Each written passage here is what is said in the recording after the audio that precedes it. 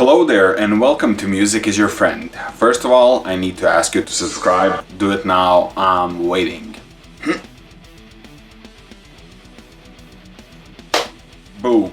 So there's not many people out there actually making Rush content, and it's a sad thing. However, I do feel that I can, give my 2 cents, and the least that you can do is to subscribe, because again, there's not many people making Rush content, and here I am with 2 videos already. So yeah, many Rush fanatics will not like this video. However, these are my opinions. Therefore, I'm making the video, so think of it what you want. I'm just gonna tell what I think about Rush's entire career, and I'm basically gonna sort out the albums from worst to best.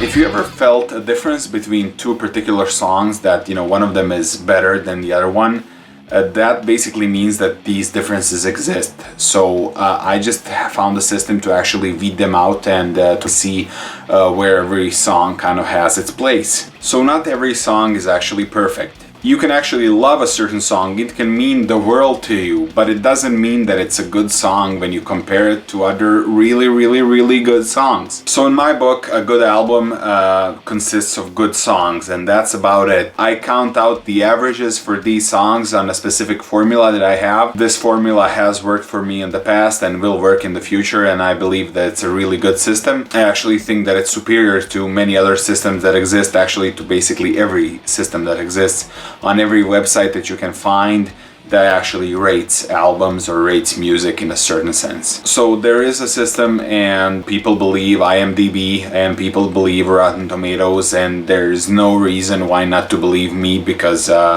I'm also kind of trying to keep it fair, and I'm following the system again, and I will make a video about the system. I should have done it a long time ago. It's in the works, and I really just need some time alone to actually write it all down and to make it very understandable to everybody, because not everybody is into music, and people don't know some things, and therefore I feel a need to kind of explain it to all of my viewers that actually don't play and don't know, what's a kick drum, what's a snare drum, and what are, the differences in cymbals. So anyway, if you have a whole bunch of good songs on one piece of work, then it's a good album. It's as simple as that. Because songs are the building blocks of albums, it can get a little bit tricky. For example, you can have a 2-minute song that's gonna give you a high score, and also you can have a 20-minute song that's gonna give you a high score.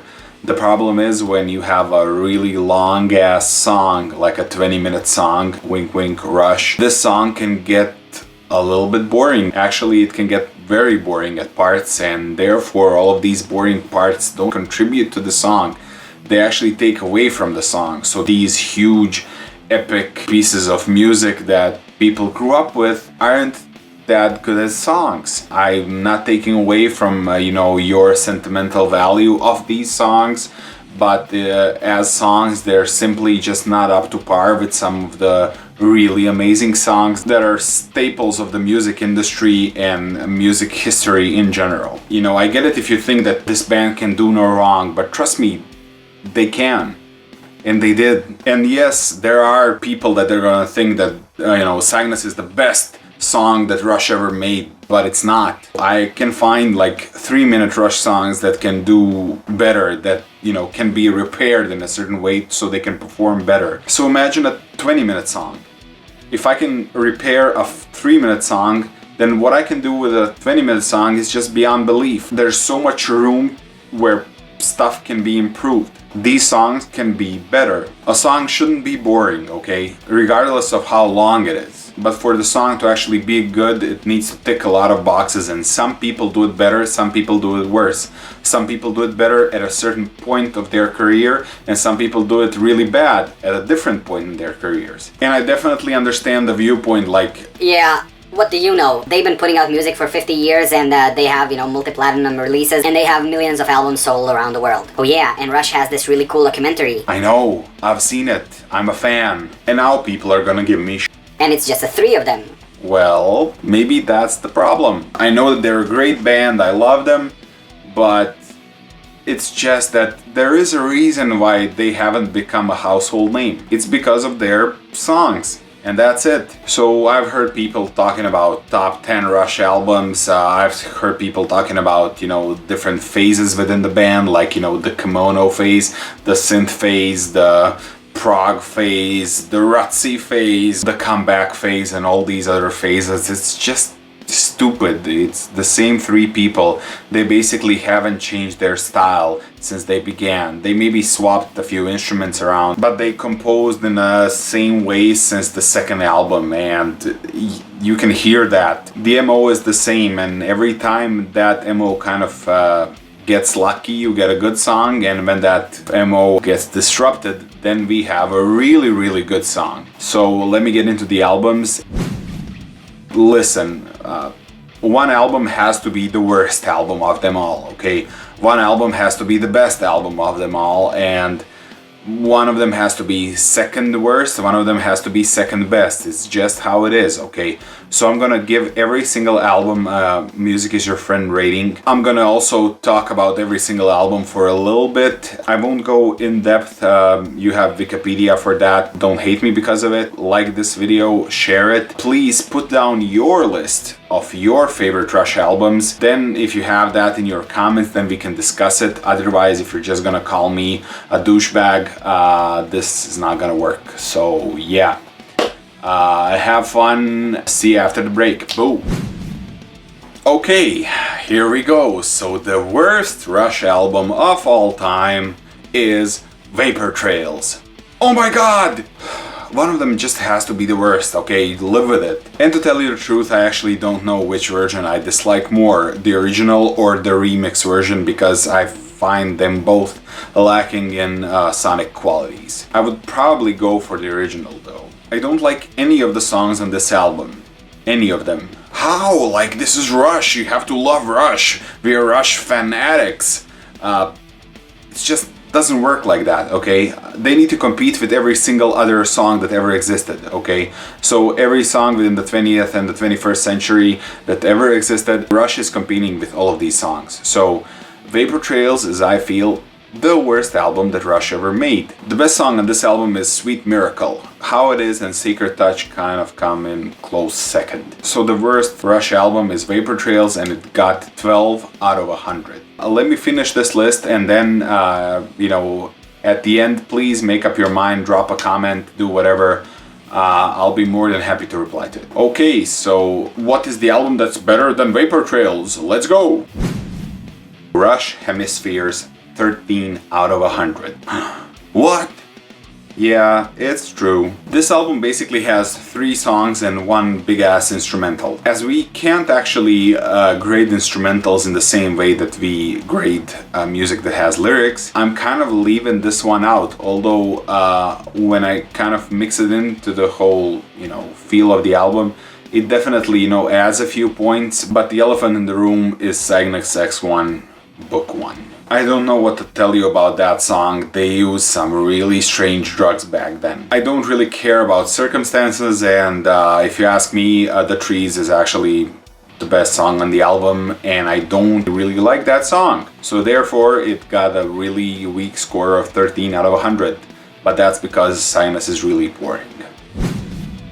So the next album is Rush Snakes and Arrows, 14 out of 100. So the best song on this album, I feel, is Bravest Face. This would be even better if it was shorter. Other songs that I enjoy on this album are Far Cry and Workin' Them Angels. The rest of the songs, I actually didn't feel that they were quite up to par with these songs. So yeah. Neil Peart is actually very awkward as a lyricist. His words don't actually flow in many of these songs. Making up different melodies for them is also quite hard because they're just too awkward to be sang in a fluent manner. You can actually tell it in his drumming as well, because Neil is really weird when it comes to drumming. I love his style, I love some of his parts are probably, the best parts that have ever played on the drum set. It's weird. The way that he plays, the way that he arranges these parts can be really, really awkward, bulky. It has no flow to it. It's the same with lyrics, and because of that, the vocal melodies can oftentimes seem really out of place. Sometimes these melodies, you can break them, but you can't fit the words to them. It's just so weird. And then, these certain parts of the song or even entire songs don't seem well orchestrated. They kind of seem as an accident. And you can always call it progressive, okay, but I just call it awkward and actually bad. But when, the planets align, then you get magic, because, if the vocal melodies work, if the lyrics work, and if the music around it works, then you get basically a really cool song. And then all you need to do is kind of arrange it in a proper manner to fit the song, and then you get Rush magic and something that we all actually appreciate and love. And speaking of awkwardness, if you want to hear like a direct example, just listen to the album called Snakes and Arrows and listen to the song The Way the Wind Blows, and just listen to the chorus. It doesn't get, much more awkward than that. The next album is Rush.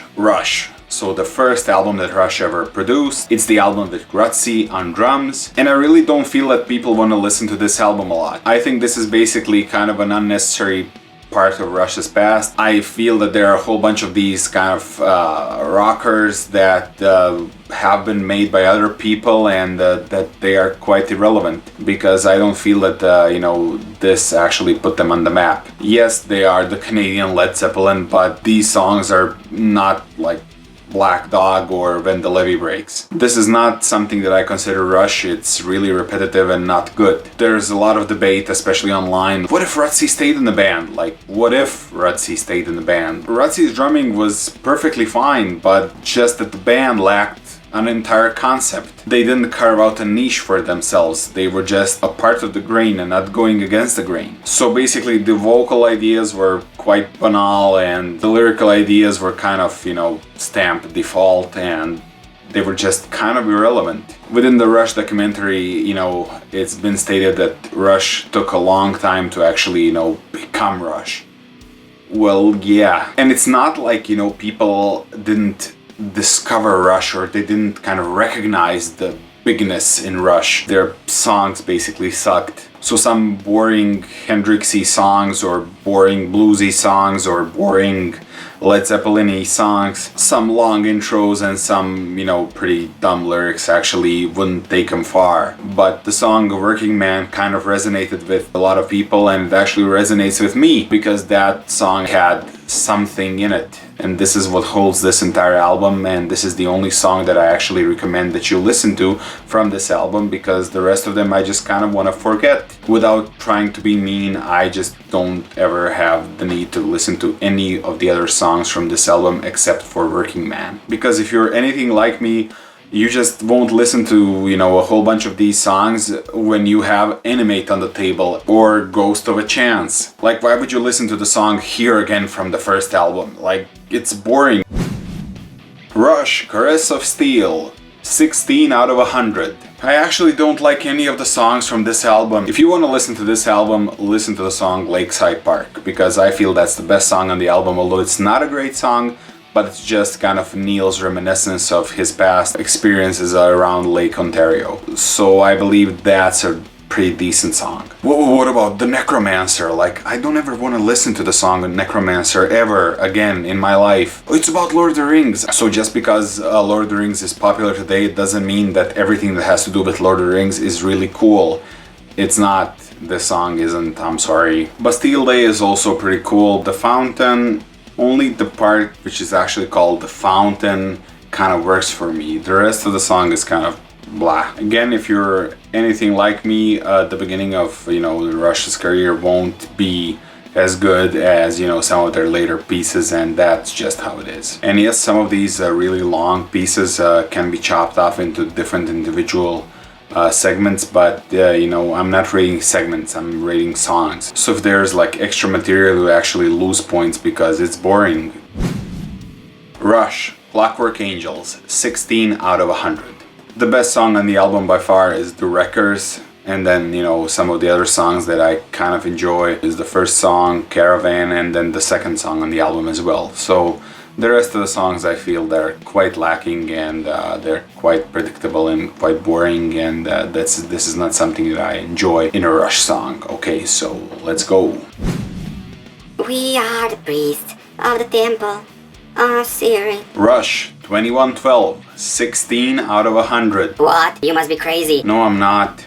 They have a really big ass, long and boring song. That's the problem, okay? And it just deducts points. I can take songs from their career and make one of the best of albums ever. But when you look at albums, it's not that good. So 2112 is a big ass epic song. The overture is actually kind of cool, but I believe that the best parts of the song are the temples. But these parts I find really cool as a part of a bigger kind of a Rush medley, but I wouldn't listen to it as a whole because it's boring. The best song on the album is, I feel, Something for Nothing, which is the last song on the album, contrary to popular belief. But I feel that it's still a really awkward and unsingable, basically, so yeah. Rush, A Farewell to Kings, 17 out of 100. Yes, these songs are a little bit better than the songs that preceded them, but still the melodies have a really hard time connecting to the lyrics, and therefore it's still not good, although this is a really good foundation to grow. And this is why I actually don't recommend that you listen to this album, but if you do, listen to Closer to the Heart, because I feel this is the best song on this album, although it has a pretty long intro. The rest of the songs are really kind of boring, and they are a little bit too long, and some of them are like 1 or 2 or even 3 minutes too long, and it's just not good, man. But Closer to the Heart, definitely a best of song.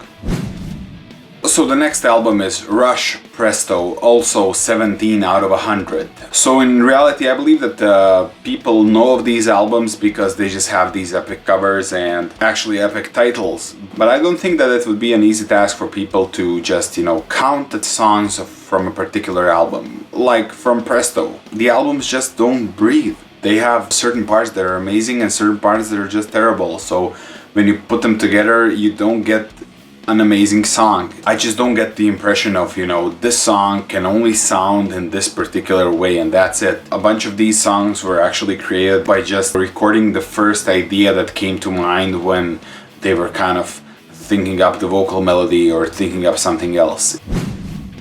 I feel that they've never actually bent their music to kind of fit the song better or fit the idea better or fit the concept in a different manner. They would just always kind of sound like Rush. Sometimes it would work, sometimes it wouldn't. Also, I believe that they would actually never kind of do different rewrites of the lyrics in order for, the song to flow better. I just never got the sense that they would actually toss like a whole idea into the trash and then just kind of make up something new that would fit the song better.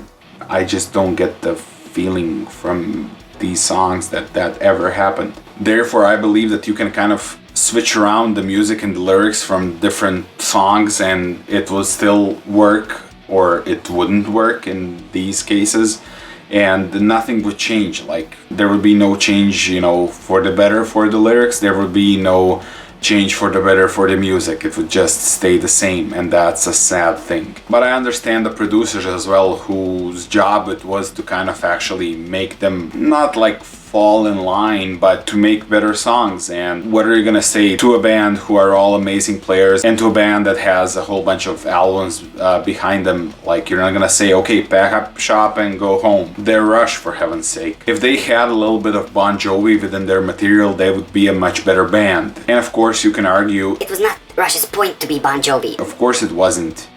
I mean, they have 20-minute long songs. Bon Jovi doesn't have that, okay? They're not like, pretty boys that you put on a cover of a teenage magazine. Of course not. But it's just that Bon Jovi is actually a really good songwriter, and he worked with better songwriters than him. And that's something which Neil didn't do, and which the band actually didn't do quite a lot. And that's why Rush is kind of a cult band and not a famous band. And I actually believe that fans would enjoy these songs better. If you're listening to this album, Presto, you can't like pick out a song. It's like, hey, listen to this song. You can't recommend that song like to a friend, because the songs from this album just don't cut it. I wonder, would anybody actually listen to this album if this, band actually didn't put out 20 different albums and isn't as famous as they are now? I believe they wouldn't. I believe that it's much easier to actually write if your lyrics don't rhyme. I believe that Rush has a really cool name. It has really cool album covers. Everything is cool. The names of the albums are quite cool. They have some really cool jokes. They have some really cool parts in their songs. Their messages are great. Everything kind of works, by itself, but when it all comes together, it's just lacking that certain gel. But when all of these kind of things came together and gelled at specific points in their career, when there was enough heart and inspiration and will, then they had some really amazing songs. And these are the songs that we all love and appreciate, and these are the songs that will find themselves on their best off. And then we can, paint Rush with, adjectives like brilliant, because all of these things that would be hindrances to them actually became cool. So the best song on this album is Available Light. The verses have sense, although the bridge and the pre-chorus could be a little bit more better. But yeah, this song actually makes sense, and I can bet, that the mainstream actually never kind of caught on to this song, although they should have. And the other song that I kind of like from this album is Red Tide.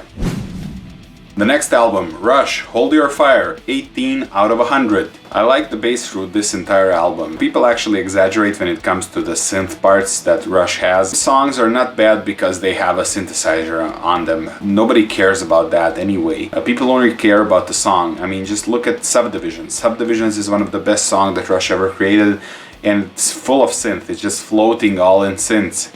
And it's amazing because the song is good. So it has nothing to do with synth. So if you're like a synth hater, just grow up. But I believe that the best song on this album is Time Stands Still. Prime Mover and Lock and Key are actually quite good on this album as well. And that's something that you should listen to. Next album, Rush, Power Windows, 19 out of 100. I like the songs Big Money and The Manhattan Project. The rest of the songs are not quite up there. Rush, Grace Under Pressure, 19 out of 100. And the songs also aren't quite up there. This is Rush's 10th album, I believe. So the best songs on the album are Red Sector A and After Image. The rest of the songs aren't quite up there for me. Rush, Test for Echo, 20 out of 100. The best songs on this album are Test for Echo and Driven. The rest of the songs I feel aren't quite up there.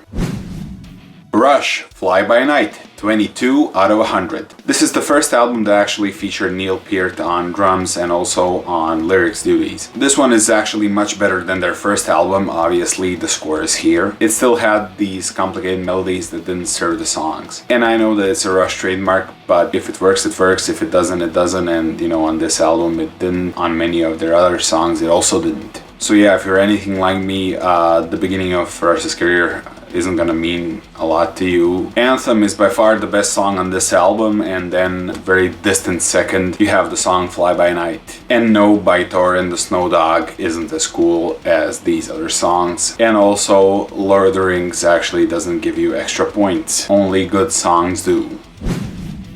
Rush, Signals, 22 out of 100. This is a really bad album. However, it features the song Subdivisions. And Subdivisions is a really amazing song, and it actually trumps every other song on this album. In my book, the song Subdivisions, goes around 80 or more, while the other songs actually can barely make it over 10. They're all basically under 20. I feel that the song Subdivisions is at least 4 times better than every single other song on this album.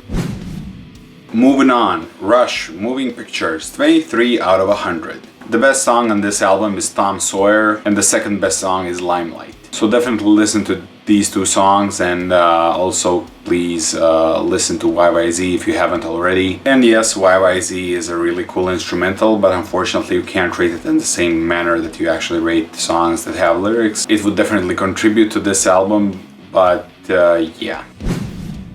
The third best album that Rush ever made is Permanent Waves, and it got a Music Is Your Friend rating of 30 out of 100. This is a really decent score, and this album features a lot of synth. If this album featured more rhymes and had a little bit more concrete ideas, it would have been a much better album. They experiment a little bit too much on this album, and therefore the kind of low score. If you want to hear a bad Rush song, I'm gonna tell you to listen to Jacob's Ladder. But on the other hand, if you want to listen to a really good Rush song from this album, listen to The Spirit of Radio or Entre Nous, listen to Free Will, listen to Different Strings. There are many candidates, but Natural Science and Jacob's Ladder basically wrecked this album. Although again, these songs have some really cool parts, but are too long and so boring and so unnecessary. It's just beyond belief. Different Strings has a lot of potential, and this could be a really good song. Although we would need to trim it a little bit.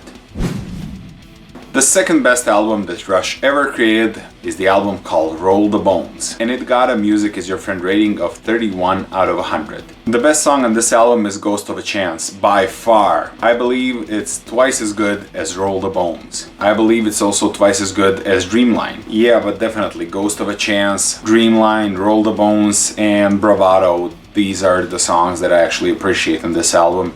The rest of them, not so much. Especially not the song Heresy. I mean, that's just a bad song.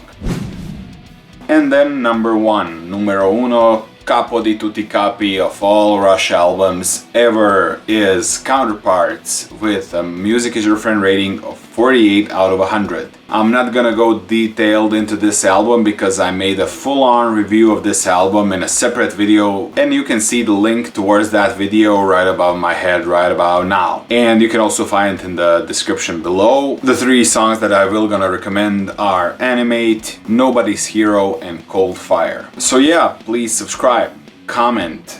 Please do not be rude in the comments. Don't call me different names because I'm gonna call your mother those same names. I'm all up for civil discussion, so please put your own lists in the comment section. Ask me different questions. I will respond to them as soon as I have time, and that's about it. So again, subscribe. Life's too short to listen to bad music. Music is your friend, so choose your friends wisely. Me and the resident German here are out of here. Adios, guys. Boom.